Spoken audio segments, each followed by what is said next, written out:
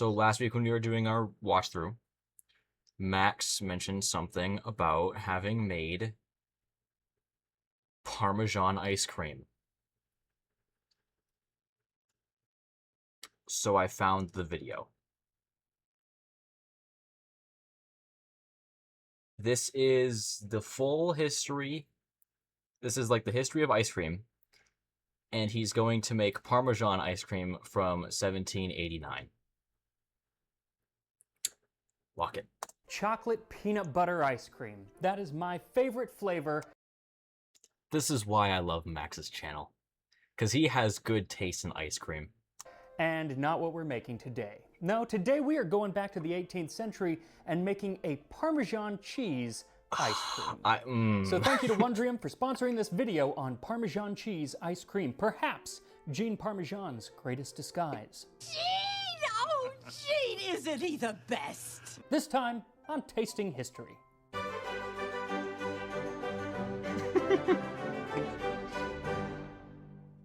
So it seems kind of weird, cheese in ice cream. Or rather, it seems like a flavor that would be made in some hoity-toity New York restaurant like wasabi ice cream or garlic ice cream, both of which I have tried. But in the 18th century, they were more adventurous with flavors Garlic than ice cream Ben, Jerry, exists? Baskin, and Robbins combined. And hell many is of the that? weird flavors, of which we will speak, come from The Complete Confectioner by the Englishman Frederick Nutt, written in 1789. And that's where we get today's recipe. Number 150, Parmesan cheese ice cream. Take 6 eggs, half a pint of syrup, and a pint of cream. Put them into a stew pan and boil them until it begins to thicken. Then rasp 3 ounces of Parmesan cheese, mix and pass them through a sieve, and freeze it. It's actually really simple, and since it was written before the imperial pint was around, I didn't have to do a lot of math to make the conversion to modern American units. So for this recipe, I need 6 eggs. 6 medium eggs to be specific, because eggs were smaller back then, but if you are using extra large eggs, use 5, and it's not going to make much of a difference. Also, what does make a difference is they need to be at room temperature. 1 cup or 235 milliliters simple syrup, 2 cups or 475 milliliters heavy cream, and 3 ounces or 85 grams freshly grated Parmesan. And it has to be freshly grated, because if you buy pre-grated, they usually add other things to make it so the gratings or shavings don't melt together, but that's also going to make it so they don't melt in the ice cream, and that's going to be gross. So first, whisk your room temperature. I mean, honestly, Max, you're making Parmesan cheese ice cream. It's probably already not off to a great start. Eggs in a medium saucepan. And then add the cream and the syrup and whisk to combine. Then set it over a low heat on the stove. And don't be tempted to raise the heat because you don't think anything's happening, because you'll end up with scrambled eggs. Also, once it does start to get warm, you'll want to start stirring it continuously so it stays perfectly smooth. Now, it should start to take it right around 170 degrees Fahrenheit or 76 degrees Celsius. And you don't want to let it go too much above that because, again, scrambled eggs. Now, if you don't have a thermometer, you can just do it by taking a spoon, dipping it in the custard, and running your finger over the back of the spoon. If it leaves a defined line, your custard is ready. At this point, take the pan off the heat and add in the Parmesan cheese, whisking until it's all melted. Then pour the mixture through a sieve into a clean bowl and let it cool. And speaking of cool, nothing is cooler than learning, and a great way to learn is with... Before I skip the ad, I feel like there's going to be very little Parmesan flavor in this. Like, it doesn't seem all that... Like, it doesn't look like there's that much actual cheese. To start your free trial today. Now, once your Parmesan custard has cooled, it is time to freeze it. Now, you can use an old-style manual churning and freezing technique, or you can use a modern one. They pretty much tend to do the exact same thing. But regardless of what you use to churn your ice cream, go ahead and hit that like button, and as your ice cream churns, let me churn you up the story of ice cream. History time. Let's go. So iced foods and iced drinks are really nothing new. The ancient Romans and the Greeks both took mountain snow and put honey and wine over them, and Athenaeus describes Greek ice houses to keep it cold. In the island of Kimolos, underground refrigerators are constructed in summer, where the people store jars full of warm water and draw them out again as cold as snow. Well, how about that? Now, further east, in China, during the Tang Dynasty, they were heating fermented milk with camphor, then letting it cool and pouring it over ice. And in 4th century Japan, Emperor Nintoku declared June 1st to be National Ice Day, though he was using it mostly to chill his sake. But none of these would really be considered ice cream like today. The fermented milk is probably the closest thing. No, the next real step in ice cream's evolution, which actually didn't involve cream, took place in 11th century Arabia and Persia. They made something called sharbat, or serbet, and we get a detailed description of it from Sir Thomas Herbert. Is that where the word travels to sherbet Persia comes from? in the 1620s. Their liquor is sometimes fair water, sugar, rose water, and juice of lemons mixed, and sugar confected with citrons, violets, or other sweet flowers. And for the more delicacy, sometimes a mixture of amber. This we call sherbet. That Hey. liquid was then poured over crushed ice or snow, It's much close. like a modern snow cone. And that is probably actually what finally made its way to medieval Italy.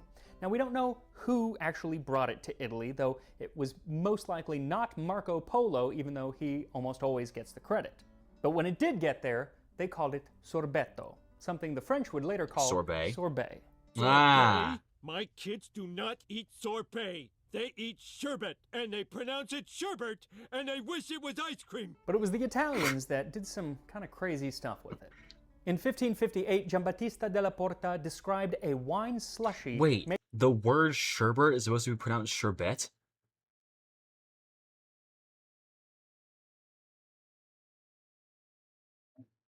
Have I been lied to? There's no way, right? made by chilling diluted wine with ice and saltpeter, later on just salt. Now, that combination had been used in freezing and preserving foods all over the world for a very long time, but this seems to be the first time, at least in Europe, that it was used to make anything like ice cream. Now, it's also around this time that doctors began to weigh in on the dangers of this cold dessert. Cold food and drink had been taboo since Hippocrates and Galen, for as the Byzantine physician Antimus wrote, "The stomach grows chilled and loses its efficacy."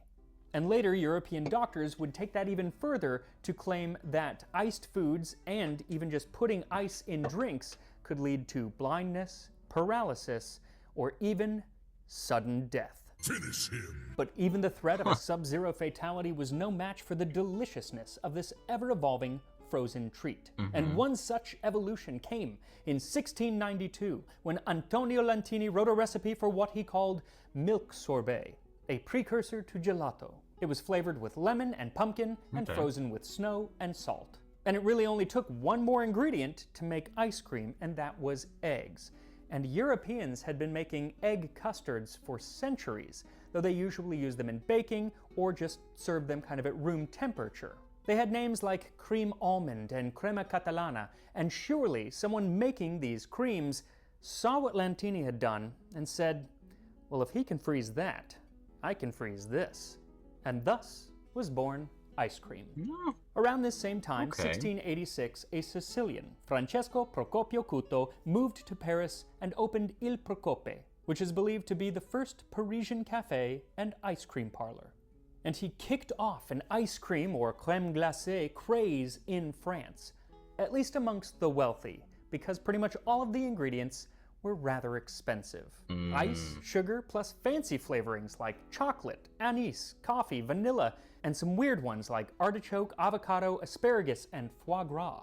There's even one recipe that calls for hartshorn, which is like shavings or gratings from the antlers of a stag. Huh? No. Yo, you want some antler flavored ice cream, bro? Oh, hell no. What is... A male deer, and it gave off kind of an ammonia scent. It was actually used later on in smelling salts, but they were putting it in ice cream. And just like you might add texture today with sprinkles or chopped nuts, they would add texture to their ice cream in the form of dried rye breadcrumbs, which actually, kind of weird sounding, but I bet it's pretty good. So it's not that weird that our recipe today uses... Yeah, it wouldn't... Breadcrumbs doesn't sound any different from, like, little sprinkles to me. Like, you probably could get away with it. Is Parmesan cheese. I'm not going to be the one to try it. Especially when you consider that one of the early names in France for ice cream was cheese. Fromage glacé. Not because it was actually made with cheese, but because it would be frozen in molds, the same molds that were used to mold cheese. And I'm sure this is not the case, but I do kind of wonder, was the first person who added cheese to ice cream just making an error in translation? All right, then it says we just add a bit of cheese. Cheese, did you say? That doesn't seem right. It says right here, fromage. I took 2 semesters of French, so don't question me. Just add the cheese and let me go on with my work. Frederick Nutt, the author of our recipe today, also mentions using molds to freeze the ice cream, though by the time he's writing, it wouldn't have been big cheese molds, but smaller molds that were usually in the shape of people or animals or foods like mushrooms or pineapples. Is that a George Washington ice cream mold? Is that what that is? Because that's really funny if that's the case. Now you may remember I did a bit of a deep dive on The Art of Cookery Made Plain and Easy by Hannah Glass in the episode on everlasting syllabub. And in it I read some passages that kind of sounded like she was talking down to her audience. And many people said, oh, she wasn't, it was tongue-in-cheek, and I'm okay with that. But then I read her ice cream recipe and I got a question. Does she kind of think her readers are maybe a little dumb? Take 2 pewter basins. These things are made at the pewterers. Do I look like an idiot? No. And recently, a viewer sent me an early edition. I have never actually seen House MD, but I have probably watched a good season's worth of the show just from, like, TikTok clips. And I genuinely should watch the show because it looks funny. And Hugh Laurie is a brilliant actor, but... Of that book. I think it's from the 1760s. I'm not even going to open it because it's so delicate. I want to have it rebound. It's probably the last time I'll ever touch it with my bare hands. But it's like having a bit of history here in the house. It's just overwhelming. So thank you so much to Shannon for entrusting me with this piece of art, because that's really what it is. That's really cool that he just has So ice cream had become quite popular now in England, but were they eating it in the colonies? Well, as early as 1700, we do have some evidence that it was being enjoyed. But what really made it take off over here were our presidents. While serving as ambassador to France in the 1780s, Thomas Jefferson became enamored with ice cream. And when he returned to Monticello, he did so with a handwritten recipe for French vanilla ice cream. At the same time, George Washington was falling in love with the confection, as he was known to own 2 pewter ice cream pots, which I assume were made at the pewterers. He also had a 306-piece serving set just for ice cream. Wow. And in the summer of 1790 in New York City, he spent $200 on ice cream. That's around $5,000 in today's money. Wait. That inflation rate is wild. He spent $200 on $200 in 1790. That's around $5,000. Brother spent $5,000 on 1790s ice cream. Dude, all hail the first president of the United States, I guess. In today's money, which coincidentally is the exact amount that I've set aside for my ice cream budget this summer. Then on Inauguration Day in 1813, James Madison, notoriously shy, had requested that First Lady Dolly Madison, avid partier, arrange a small gathering. So of course she invited 400 people over to the White House to enjoy what would be the first inaugural ice cream social. Then in 1829, when 20,000 of Andrew Jackson's supporters crowded into the White House to celebrate his inauguration... There's no way that the White House can fit 20,000 people in it. I mean, it was probably a gathering outside of it, but... They tracked in mud and destroyed the furniture and had to be coaxed outside with ice cream and whiskey, which is a wonderful combination. Small party. But despite the claim that ice cream, you scream, we all scream for ice cream, it did have its detractors. Why needs any man be rich? Why must he have horses, fine garments, handsome apartments? only for want of thought. We dare not trust our wit for making our house pleasant to our friend, and so we buy ice creams. That was the great Ralph Waldo Emerson, who I'm guessing did not get invited to a lot of parties. And he probably wasn't too thrilled with the idea that ice cream was about to get democratized. In 1843, Nancy Johnson of Philadelphia patented a mechanical ice cream machine that sped up the process of making ice cream so much that it really ushered in the commercial ice cream industry. Why she doesn't have a national holiday or a place on Mount Rushmore, perhaps, I do not know, because the woman should be a national hero. Also, what's cool is, even though mine is electric and hers wasn't, the general idea of how it works is pretty much unchanged. And I don't know if it's her machine exactly that made it into the 1850 edition of Goody's Lady's Book, edited by abolitionist Sarah Josepha Hale of Mary Had a Little Lamb fame, but I love the sentiment, and so I'm going to read it anyway. We do not think that we can do our lady readers a greater service than introducing to their notice a recent valuable invention in the shape of an ice cream freezer and beater. Ice cream has now become one of the necessary luxuries of life. A party or a social entertainment could hardly be thought of without this indispensable requisition. Other delicacies might be omitted by substituting other articles in their stead, but nothing can supply the place of ice cream. Here, take that, Ralph Waldo Emerson. Now, while Ms. Johnson was bringing ice cream to the masses on a large scale, the Hokey Pokey men, not to be confused with the Hokey Pokemon, were bringing ice cream to the masses on a small scale. Through the 19th century, Italian immigrants, many of the same saints that brought us pizza, traveled to places like the US, Germany, and Scotland, and with them they brought their own form of ice cream, gelato, made with milk instead of cream. They would sell it on the streets from little carts and were called Hokey Pokey men because of what they shouted. Some variant of either gelati, ecco un poco, which meant ice cream, here's a little, or even closer to Hokey Pokey, o che poco, meaning oh so little, probably referring to the price because it was dirt cheap. Here's the stuff to make you jump, Hokey Pokey penny a lump, Hokey Pokey sweet and cold, for a penny, new or old. In the 1897 Old London Street Cries, Andrew Tour wrote that, for obvious reasons, spoons are not lent. The soft and half-frozen delicacy is consumed by the combined aid of tongue and fingers. He says that it could also be frozen hard as a brick and then wrapped in paper so you could take it to go, something that clearly was not happening everywhere because around the same time in New York City it was often sold by the lick. Outside, on the streets of New York, you would get a cup of ice cream, and then you would lick the ice cream out and hand the cup back, get another scoop in to go to the next customer. This was clearly before New York started their Restaurant Health Board rating system. Yeah. Unfortunately for the Hokey Pokey men, and probably fortunately for their customers, new refrigeration technologies and the invention of the soda fountain ushered in the age of the ice cream parlor and the drugstore soda jerk. Hot dog!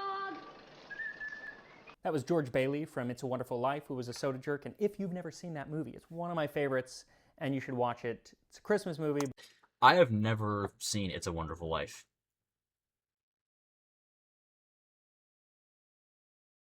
As a movie fan, I feel like I should have. Still haven't yet. But watch it anytime, it's just so good. Anyway, these pharmacy ice cream shops became a crucible for some real ice cream ingenuity. Banana splits, parfaits, and the classic ice cream sundae. Now, several cities claim to have originated the I don't do the whole Sunday thing because I'm anti-whipped cream. ice cream sundae, and I will not weigh in on which one is correct, though Ithaca, New York is the first to provide some written evidence from 1892. But regardless of where you go, the story tends to pretty much be the same. Supposedly, due to the blue laws of America at the time, and still in some parts of America today, selling ice cream sodas on the Sabbath was seen as sinful. So some smart aleck soda jerk decided to circumvent the statute by substituting soda with syrups and whipped cream and then bedighting them with a cherry. Thus, the cherry sundae. These ice cream parlors remained hangouts mostly for kids and teens. As the Chicago Tribune put it, only little girls and dudes drink ice cream and soda. That is, until the 1920s, when Prohibition made alcohol illegal. When all the saloons Yes, see, I've heard about this stuff. closed, then the pharmacy got hoppin'. Ice cream became cool with pretty much everyone, as it should be, and it allowed nimble brewers like Anheuser-Busch and Yuengling to stay in business by switching their business model from making beer to making ice cream. And then it switched back in the 30s. Now from there, the story of ice cream really blows up because it just takes over the world and becomes Prohibition is why there are like millions of pounds of cheese in vaults under the United States. popular absolutely everywhere. And I'm pretty sure that's real. I'm actually going to leave it there for today because I can't do the rest of its history, the 20th century, real justice until maybe I do another form of ice cream sometime in the future. Though I will put a link to a wonderful book on ice cream in the description. It's by Laura B. Wise, and it's really, really interesting. So you can read that if you just can't wait. And speaking of not waiting, I'm not waiting any longer. He's gonna try the this ice cream. Parmesan Okay. ice cream. So once it's churned and frozen, then it's ready. Now you can eat it right now. It's going to be a little bit more like soft serve, but they would have eaten it like that at the time. Though he's not specific, and he does mention freezing it in molds, which would make it quite hard. So you can put it into the freezer for a few hours to kind of replicate that. It's probably going to be more like ice cream that you would get at the store today. But for me, I can't wait, so I'm eating it now. And here we are, 18th century Parmesan cheese ice cream. It is getting melty pretty fast, which actually matches a lot of the descriptions of 18th century ice cream, so that works. I can't tell if I smell the cheese or not. I really was worried that it was going to be like overpoweringly smelly. Does he like this or not?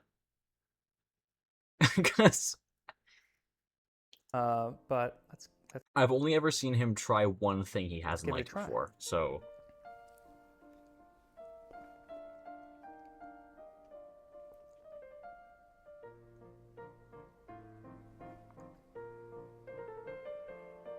In the words of Montgomery Burns, I know what I hate, and I don't hate this. In fact, it's really good. Shit. I might have to try and make this now. 1 second. It's so smooth and creamy and sweet, and the Parmesan is there, but it's not... If I didn't know it was Parmesan, I don't know that I would know that it was Parmesan. It's like this interesting savory flavor. See, now when we do the cooking stream in like 2 years from now, I'm gonna have to make this now. Because I want to try it myself. But it doesn't taste like cheese, and it's not like overly salty or anything. This actually may be my favorite thing that I've ever made on the channel. Okay, this was 4 years ago, actually, so this has Like, changed. I think I'm going to eat the entire thing that I've made, not in one sitting. But I mean, ice cream stays. It's delicious. This is very, very good. This is very, very good. One of my favorite comedians, Lou Costello, his dying words were, "That was the best ice cream soda I ever tasted." And I don't know that this is the best ice cream I've ever tasted, but it's up there. I mean, I'm still gonna go with chocolate and peanut butter, but Yes, because that's the best one. this is really, really good. Like, shockingly good. Anyway, you should definitely make it. It's not that hard. So make sure to follow me on Instagram and click the link. I hate that he liked it. Because now I feel like I have to try it. And I don't want to. Oh no. It's okay. It's okay.